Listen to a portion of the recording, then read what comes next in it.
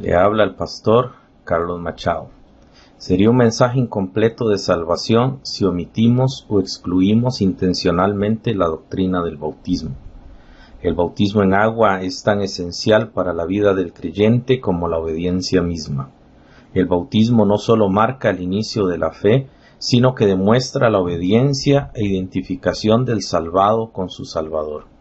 A pesar de los esfuerzos de muchos en hablar de un bautismo en el Antiguo Testamento, ciertamente que la práctica del bautismo es exclusiva del Nuevo Testamento. Los tipos o comparaciones usadas por Pablo no indican que se practicara el bautismo en el Antiguo Testamento. La forma nuevotestamentaria de bautizar difiere mucho en la práctica de lavamientos del Antiguo Testamento.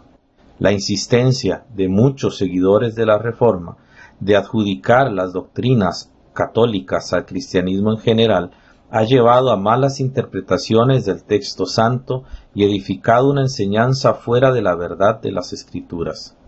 Lo que debemos considerar en relación al uso de los términos en el Antiguo Testamento es esencial y fundamental. En primer lugar, la palabra bautismo es una palabra de origen griego, no es de origen hebreo, por lo que es necesario ver un término equivalente en hebreo y su uso específico si quisiéramos aplicar principios del Antiguo Testamento en cuanto al bautismo. Pero la versión de los 70, que podría haber ofrecido un término equivalente, nunca traduce ninguna palabra hebrea por bautizo. Por eso, los reformadores acuden a espiritualizar la Biblia y hacer de la circuncisión un acto de bautismo o, como dicen ellos, un tipo. Pero si somos honestos ante el estudio de la Escritura, comprendemos que el bautismo no aparece en ninguna forma en el Antiguo Testamento, por lo que nos apegaremos solamente a las enseñanzas bíblicas del Nuevo Testamento con respecto al bautismo. Algunas personas han afirmado que Juan el Bautista era esenio y que por su origen el bautismo es un recurso usado por Juan como parte de su vida en el desierto en una comunidad sectaria. No obstante, de haber pertenecido a una secta o a un grupo determinado fuera de Jerusalén, es muy probable que el Espíritu Santo haya incluido esa referencia tan importante en las Escrituras.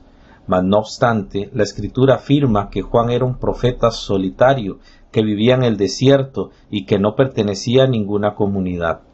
El texto usado de Isaías 43 sobre la voz que clama en el desierto no solamente es un texto que nos indique una filosofía de vida de Juan, sino que especifica características que no se podrían completar en la secta de los esenios. El bautismo de Juan tenía características únicas que los esenios no conocían, tal como el arrepentimiento y perdón de pecados. El bautismo de los esenios era un ritual de purificación externo sin connotaciones espirituales. El cambio moral esenio era tan externo que se trataba de una serie de lineamientos de conducta que no podían producir más que una vida ascética llena de ordenanzas y lineamientos. Muchos son los que afirman que el bautismo de Juan no tiene sentido en la dispensación de la Iglesia, y bajo ese parámetro rechazan el bautismo en agua dado del cielo. La Escritura es muy clara al afirmar que Juan el Bautista tenía un bautismo que era dado por Dios mismo, y luego este bautismo es aprobado por Jesucristo y absorbido en la Iglesia que él fundó. Ahora bien, Juan el Bautista afirma que él bautizaba porque le había sido mandado. En Juan capítulo 1 versículo 33, hablando acerca de Jesucristo, Juan dijo: «Y yo no lo conocía, pero el que me envió a bautizar con agua, aquel me dijo, sobre quien vieres descender el Espíritu y que reposa sobre él, este es el que bautiza con Espíritu Santo». Observe que Juan dice claramente que a aquel lo mandó a bautizar. Este aquel es una referencia clara a Dios el Padre. Juan se declaró a sí mismo la voz del que clama en el desierto, usando Isaías 40, donde se menciona a Jehová prometiendo a Israel la manifestación de su propia gloria. Esto nos recuerda las palabras de Juan en su Evangelio: «Y aquel Verbo fue hecho carne y habitó entre nosotros, y vimos su gloria, gloria como del unigénito del Padre, lleno de gracia y de verdad. Juan 1:14. El Padre envió a Juan el Bautista a bautizar en agua y se contrastó con Jesús en relación a que Jesús iba a bautizar con el Espíritu Santo. La importancia de este punto es debido a que Jesús nunca bautizó en agua a ninguno, porque el bautismo en agua le corresponde a los hombres. En Juan 4:2 se deja claramente que Jesús no bautizaba, sino que eran sus discípulos. Jesús bautizaría con el Espíritu Santo en Pentecostés. Por esto, el bautismo en agua que Jesús instituye en la Gran Comisión no es el bautismo de Jesús, sino el bautismo de Juan mismo. Otro aspecto del bautismo de Juan es que Jesús mismo le llama del cielo. Cuando discute con los fariseos sobre cuál autoridad tenía Jesús para hacer estas cosas, Jesús no usó una ilustración de un acto portentoso o de un milagro, ni siquiera de su deidad que reiteraba tantas veces en sus enseñanzas. Jesús se refirió al bautismo de Juan. En Mateo 21:25 leemos: «El bautismo de Juan, ¿de dónde era? ¿Del cielo o de los hombres?». Ellos entonces pensaron entre sí diciendo: «Si dijéremos del cielo, nos dirá, ¿por qué pues no lo creísteis?». ¿Por qué Jesús utiliza el bautismo de Juan para referirse a su autoridad y no ninguna otra acción? Porque aunque Jesús era Dios, el Verbo encarnado debía cumplir toda justicia y no era posible que él fuera obediente si no se hubiera bautizado en agua por Juan el Bautista, quien traía el bautismo del cielo. El mismo Señor dijo: «Es necesario que cumplamos toda justicia», en Mateo 3:15, en reconocimiento de que el ministerio y bautismo de Juan el Bautista era de Dios y era del cielo, y que debía ser obedecido y cumplido. La autoridad del Señor no sólo se evidenciaba en su naturaleza, en sus obras y en su poder, sino que estaba patentizado y aprobado desde el inicio de su ministerio por el bautismo de Juan. Esto nos lleva a considerar que el bautismo de Juan no solo fue mandado por el Padre y no solamente fue aprobado por el Hijo, sino que fue la base de la fundación de la Iglesia de Jesucristo. Efesios capítulo 2, versículo 20, dice que la Iglesia está fundada sobre los apóstoles y profetas, una verdad que vemos desde que el Señor instituyó su Iglesia sobre la tierra y seleccionó de ella a los apóstoles, como vemos en Mateo 10, del 1 al 3. La Iglesia comenzó por Jesucristo, pero fue fundada sobre los apóstoles como autoridades y sobre ellos descansa toda la doctrina y la enseñanza de la Iglesia. ¿Qué significa esto en relación al bautismo de Juan? Que si el bautismo de Juan no es cristiano, y si el bautismo de Juan no es para la Iglesia, sino que es diferente, los apóstoles y los demás discípulos del Señor que se unieron a él en su ministerio terrenal, tuvieron que haber sido bautizados nuevamente por Cristo en algún momento, porque de lo contrario, la Iglesia estaría fundada sobre apóstoles no bautizados y apóstoles para Israel y no para esta dispensación. Pero cuando leemos las Escrituras, no solamente Jesucristo aprobó el bautismo de Juan enviado por el Padre, sino que reconoció como válido y permanente ese bautismo en agua, porque Jesús nunca bautizó en agua a nadie, sino sus discípulos, es decir, los que habían sido bautizados con el bautismo del cielo que predicaba Juan el Bautista.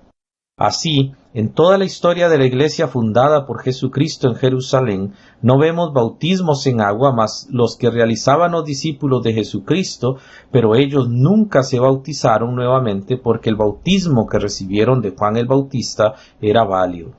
Y cuando ya el Señor, resucitado, estaba para irse al cielo, les da la gran comisión a los 11, que son los representantes de toda la Iglesia y por lo tanto aplicable a toda la Iglesia, diciéndoles: «Por tanto, id y doctrinad a todos los gentiles, bautizándolos en el nombre del Padre, y del Hijo, y del Espíritu Santo».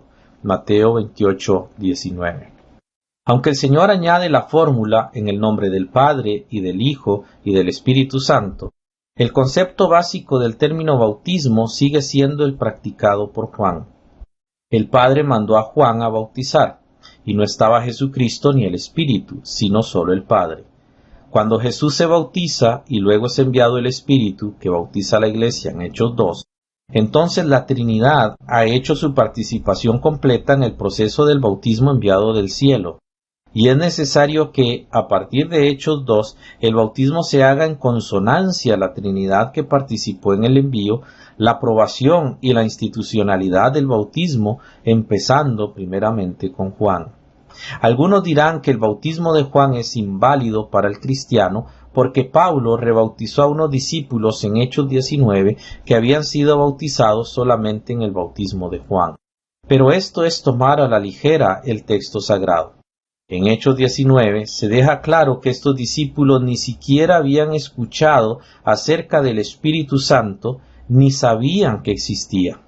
En concordancia con los evangelios, podemos descubrir que estos discípulos de Juan no entendieron el mensaje central de Juan que los conducía al Cordero de Dios que quita el pecado del mundo. Los evangelios hablan muchas veces del Espíritu Santo, y Jesús muchas veces les explicó a los discípulos acerca de la persona del Espíritu de Dios. Por eso, cuando Pablo les vuelve a predicar, se convierten y se bautizan legítimamente en el bautismo correcto. Por eso, no significa este pasaje de Hechos 19 una anulación del bautismo de Juan, porque de lo contrario los discípulos antes de Pentecostés, como dijimos anteriormente, hubiesen tenido que volverse a bautizar por Jesús o por los apóstoles, pero vemos en las Escrituras que nunca fue así.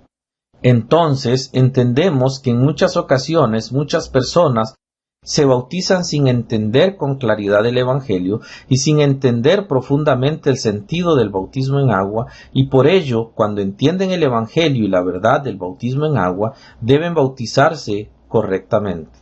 No hablamos de un rebautismo. Lo que pasa es que se sumergieron engañados y confundidos, siendo un bautismo extraño al bautismo de las Escrituras. Pero cuando convencidos por el Espíritu Santo vuelven a bautizarse correctamente, entonces sí, su bautismo es legítimo y veraz, y no es un rebautismo, sino el bautismo real. Ningún verdadero creyente se rebautiza, porque sería reconocer como válido los bautismos extraños a las Escrituras. Otro punto discordante en la mente de muchos es que piensan que el bautismo predicado por el apóstol Pablo es diferente al bautismo de Juan o de los primeros discípulos. Mucho de esta confusión es la idea de que existen diferentes bautismos en las Escrituras. Debido a que muchas diferencias han hecho y algunos han llegado hasta describir 7 bautismos, la confusión se hace mayor y difícil de entender en muchos que quieren seguir los pies de Jesús. Pero la Escritura es tan clara cuando dice: un Señor, una fe, un bautismo. Efesios 4:5. Un bautismo es una equivalencia exacta con un Señor, y es también una equivalencia con una fe, y asimismo es una equivalencia con un Padre. No puede significar, por tanto, un bautismo entre muchos otros bautismos, porque entonces nos veríamos obligados a interpretar un Señor entre muchos señores y una fe entre muchas fe, pero la Biblia dice claramente que solo hay una fe, solamente hay un Señor y solamente hay un bautismo. Un bautismo debe ser precisamente el designado por el Señor en la Gran Comisión, ya que nadie más que Jesús puede bautizar por el Espíritu Santo, y fue una sola vez y nunca se repetirá jamás. La mayoría de los evangélicos aceptan un tal bautismo del Espíritu Santo entre cada creyente, llegando a interpretaciones casi fantásticas de pasajes que Pablo escribió. Y no es de extrañar, porque Pedro fue muy claro al respecto cuando hablaba de la segunda venida del Señor y se refería a la manera en que Pablo escribía y a la manera en que otros lo interpretaban. Pedro dijo: como también nuestro amado hermano Pablo, según la sabiduría que le ha sido dada, os ha escrito también casi en todas sus epístolas, hablando en ellas de estas cosas, entre las cuales hay algunas difíciles de entender, las cuales los indoctos e inconstantes tuercen, como también las otras escrituras, para perdición de sí mismos. Segunda de Pedro, capítulo 3, versículos 15 al 16. Tomar a Pablo a la ligera ha dado tantas falsas doctrinas que han dañado a las iglesias del Señor. Un ejemplo es la doctrina de que la salvación depende del pasado remoto, en algún punto de la eternidad, donde Dios decidió quién sería salvo, anulando así la fe en el sacrificio de Cristo y evitando que las personas sean salvas por la fe en el sacrificio de Cristo, sino que descansen en una elección o en un acto divino que está fuera de la redención que es solamente en Cristo Jesús. Del mismo modo, estos mismos han torcido textos bíblicos sobre el bautismo, al punto de interpretar inadecuadamente cada pasaje. Yo mismo estuve preso en estas doctrinas, hasta que la interpretación gramatical y literal en la iluminación del Espíritu Santo abrió mis ojos. Por eso, creo importante que veamos algunos puntos básicos de la doctrina de Pablo en relación al bautismo en agua.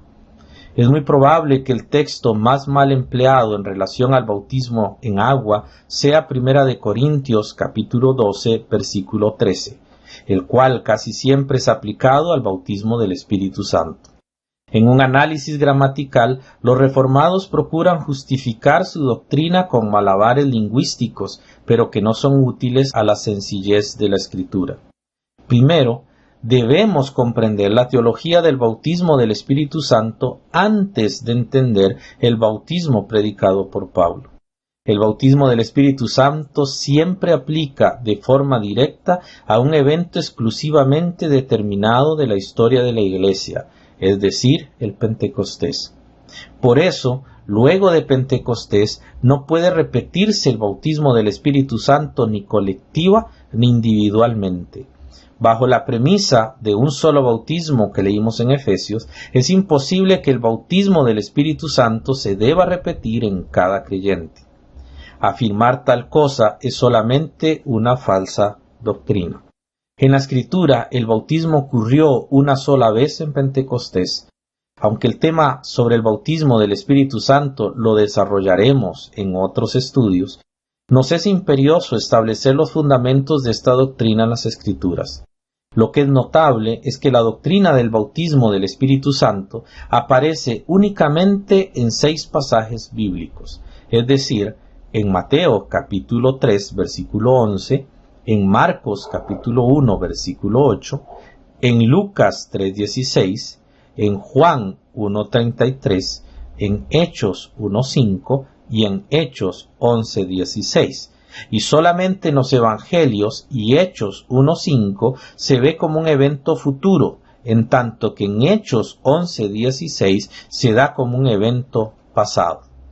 Lo segundo es que la Escritura nunca afirma que el Espíritu Santo bautice a alguien. Si usted lee bien cada pasaje, descubrirá que es el Señor Jesucristo quien bautiza con el Espíritu Santo. Nunca el Espíritu Santo ha bautizado a nadie, ni nunca lo hará. La afirmación que hace Scofield en sus notas sobre Hechos 2 en el punto 5, donde dice que el Espíritu forma la Iglesia, bautizando a todos los creyentes en el cuerpo de Cristo, está totalmente fuera del contexto bíblico. Lo tercero que tenemos que notar es que el bautismo del Espíritu fue prometido a su iglesia que estaba en la tierra, y como es un solo bautismo, no puede repetirse porque la iglesia de Jerusalén fue bautizada y con ello se estableció el marco único del bautismo. De allí en adelante, en las palabras de Pedro, cada creyente recibe el don del Espíritu Santo, pero ya no recibe el bautismo del Espíritu Santo. Hechos 2:38. Así que tenemos 2 eras, la era del Hijo y la era del Espíritu, pero no tenemos un bautismo del Espíritu constante y permanente porque sucedió una sola vez cuando Él vino. El bautismo del Espíritu es equiparable a la encarnación del Hijo. Jesús se encarnó una sola vez. El Espíritu Santo bautizó una sola vez. Y ahora cada creyente, como dice Hechos 2, Hechos 8, Hechos 10 y 1 de Juan 3:24, lo único que reciben los creyentes es el Espíritu Santo como un don.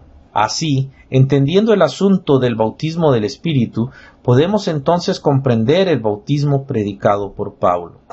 Volviendo a 1 de Corintios capítulo 12, versículo 13, debemos preguntar, ¿Cómo usa Pablo el concepto del bautismo en su carta y en sus otras cartas? Veámoslo detenidamente. En primer lugar, desde el comienzo de la carta de 1 Corintios, el bautismo es usado en referencia al agua, específicamente al acto de sumergir a una persona en las aguas del bautismo. Ningún texto de 1 Corintios habla del bautismo del Espíritu Santo. La palabra bautismo aparece solamente 3 veces en todas las cartas de Pablo, específicamente en Romanos 6:4, Efesios 4:5 y Colosenses 2:12. La palabra derivada, ya sea bautizar, bauticé o bautizados, aparecen en 1 Corintios. Al observar el contexto, vemos lo siguiente. En primer lugar, Pablo habla del bautismo en agua de Crispo y Gayo, y a la familia de Estéfanas, en 1 Corintios 1, 14 y 16. Es obvio que es una referencia al bautismo en agua que ellos recibieron. En 1 Corintios 1, 13 se hace una comparación entre el bautismo en agua y la fe que corresponde a ese bautismo. En tercer lugar, en 1 Corintios 10:2, Pablo menciona el bautismo en Moisés, que si bien es cierto no es un bautismo, como se puede confirmar en su contexto, no habla de nada espiritual, sino de un evento visible con agua presente. El pasaje no significa nada espiritual, sino solamente habla del cruce del Mar Rojo teniendo a cada lado 2 columnas de hielo. El único pasaje que usan para referirse al bautismo del Espíritu Santo en 1 Corintios es precisamente 1 Corintios 12:13, lo cual obviamente deben sacar de su contexto para que coincida con la doctrina reformada o católica de un bautismo espiritual. No es coherente que Pablo cambie la idea del uso de la palabra bautismo sin haberlo especificado con claridad. Esto nos lleva a una conclusión básica. Si el bautismo del Espíritu Santo no se menciona en 1 Corintios, ¿a cuál bautismo se refiere Pablo en el capítulo 12, versículo 13? Un análisis básico del pasaje da la respuesta. En primer lugar, a considerar es que la palabra espíritu puede ir tanto en minúscula, que sería una concordancia de acuerdo de la congregación, o en mayúscula, que sería una acción del Espíritu Santo en la congregación. Ambas formas de verlo es coherente y válida. Pero aún así, no habla de bautismo del o bautismo por el Espíritu. En segundo lugar, el término cuerpo que en la carta de 1 Corintios se utiliza se refiere mayormente al cuerpo físico del creyente hasta el capítulo 9. Luego, a partir del capítulo 11, se usa el término en relación representativa con la iglesia local, según 1 Corintios 10:16. A partir de aquí, Pablo fue cuidadoso en dejar claro el uso de cuerpo, comenzando a representar al grupo de personas reunidas, al punto que en 1 Corintios 12:27 deja claramente que cuerpo está siendo empleado en relación a la iglesia local. Otro aspecto importante es que Pablo usa el pronombre nosotros, incluido en el verbo fuimos. Se refiere al acto del bautismo y a su membresía como apóstol dentro de la congregación, gracias al bautismo en agua. En 1 Corintios, desde el capítulo 1, la palabra bautismo se refiere al agua. No se refiere ni se usa bautismo con o por el Espíritu, sino que dice fuimos bautizados en un cuerpo, dejando claramente especificado que el bautismo es en un cuerpo, pero no es en el Espíritu. Ahora bien, la frase por un mismo espíritu, literalmente en griego es en un espíritu, porque se refiere a un acto efectuado en virtud de ese espíritu que nos une. El fin para el cual fue instituido el bautismo en agua se realiza cuando no es frustrado por la infidelidad del hombre, sino que es realizado por la obediencia del cuerpo en la unidad del Espíritu Santo, y así todos somos bautizados por la unidad de creyentes de donde somos parte. La frase se nos dio a beber está en griego, y en griego es bebimos en tiempo auristo, y añade que fue en un espíritu. Es decir, es una acción pasada irrepetible, por lo que no es necesario bautizarse cada vez que se cambia de iglesia, sino que las cartas son testigos esenciales de ese único bautismo correcto. Este pasaje de 1 de Corintios capítulo 12 versículo 13 hace referencia al bautismo en agua, que hace al creyente miembro de la iglesia local. Teniendo pues el bautismo, el creyente puede ejercer todos los dones en su iglesia. Obsérvese que se menciona la función de cada miembro. Por eso, Pablo menciona la manera en que somos introducidos en ese cuerpo por asunto del bautismo. Para ir concluyendo la primera parte de este tema, quiero enfatizar que Cristo Jesús quiere que usted esté bautizado. Si usted no se ha bautizado adecuadamente, usted necesita hacerlo. Si usted no ha creído en Jesucristo como Señor y Salvador, usted necesita creer en Jesús como Señor y Salvador. Le animo para que en este momento, si usted no ha creído en Jesús, lo haga y se bautice. Y si usted fue bautizado en una iglesia de manera incorrecta, le animo para que usted tome la decisión correcta y se bautice en una iglesia bíblica y tenga así todos los requisitos de los creyentes en Cristo que han cumplido con la justicia de Dios. El único pasaje que usan para referirse al bautismo del Espíritu Santo en 1 Corintios es precisamente 1 de Corintios 12:13, lo cual obviamente deben sacar de su contexto para que coincida con la doctrina reformada o católica de un bautismo espiritual. No es coherente que Pablo cambie la idea del uso de la palabra bautismo sin haberlo especificado con claridad. Esto nos lleva a una conclusión básica. Si el bautismo del Espíritu Santo no se menciona en 1 de Corintios, ¿a cuál bautismo se refiere Pablo en el capítulo 12, versículo 13? Un análisis básico del pasaje da la respuesta. En primer lugar, a considerar es que la palabra espíritu puede ir tanto en minúscula, que sería una concordancia de acuerdo de la congregación, o en mayúscula, que sería una acción del Espíritu Santo en la congregación. Ambas formas de verlo es coherente y válida. Pero aún así, no habla de bautismo del o bautismo por el Espíritu. En segundo lugar, el término cuerpo, que en la carta de 1 Corintios se utiliza, se refiere mayormente al cuerpo físico del creyente hasta el capítulo 9. Luego, a partir del capítulo 11, se usa el término en relación representativa con la iglesia local, según 1 Corintios 10:16. A partir de aquí, Pablo fue cuidadoso en dejar claro el uso de cuerpo, comenzando a representar al grupo de personas reunidas, al punto que en 1 Corintios 12:27 deja claramente que cuerpo está siendo empleado en relación a la iglesia local. Otro aspecto importante es que Pablo usa el pronombre nosotros, incluido en el verbo fuimos. Se refiere al acto del bautismo y a su membresía como apóstol dentro de la congregación, gracias al bautismo en agua. En 1 Corintios, desde el capítulo 1, la palabra bautismo se refiere al agua.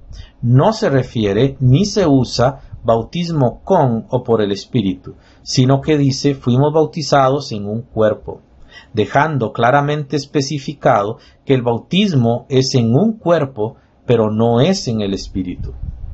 Ahora bien, la frase por un mismo espíritu, literalmente en griego es en un espíritu, porque se refiere a un acto efectuado en virtud de ese espíritu que nos une. El fin para el cual fue instituido el bautismo en agua se realiza cuando no es frustrado por la infidelidad del hombre, sino que es realizado por la obediencia del cuerpo en la unidad del Espíritu Santo, y así todos somos bautizados por la unidad de creyentes de donde somos parte. La frase se nos dio a beber está en griego, y en griego es bebimos en tiempo auristo, y añade que fue en un espíritu. Es decir, es una acción pasada irrepetible, por lo que no es necesario bautizarse cada vez que se cambia de iglesia, sino que las cartas son testigos esenciales de ese único bautismo correcto. Este pasaje de 1 de Corintios capítulo 12 versículo 13 hace referencia al bautismo en agua, que hace al creyente miembro de la iglesia local. Teniendo pues el bautismo, el creyente puede ejercer todos los dones en su iglesia. Obsérvese que se menciona la función de cada miembro. Por eso, Pablo menciona la manera en que somos introducidos en ese cuerpo por asunto del bautismo. Para ir concluyendo la primera parte de este tema, quiero enfatizar que Cristo Jesús quiere que usted esté bautizado. Si usted no se ha bautizado adecuadamente, usted necesita hacerlo.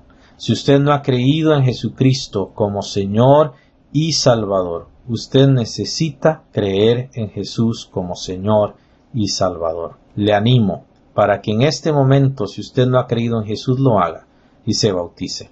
Y si usted fue bautizado en una iglesia de manera incorrecta, le animo para que usted tome la decisión correcta y se bautice en una iglesia bíblica y tenga así todos los requisitos de los creyentes en Cristo que han cumplido con la justicia de Dios.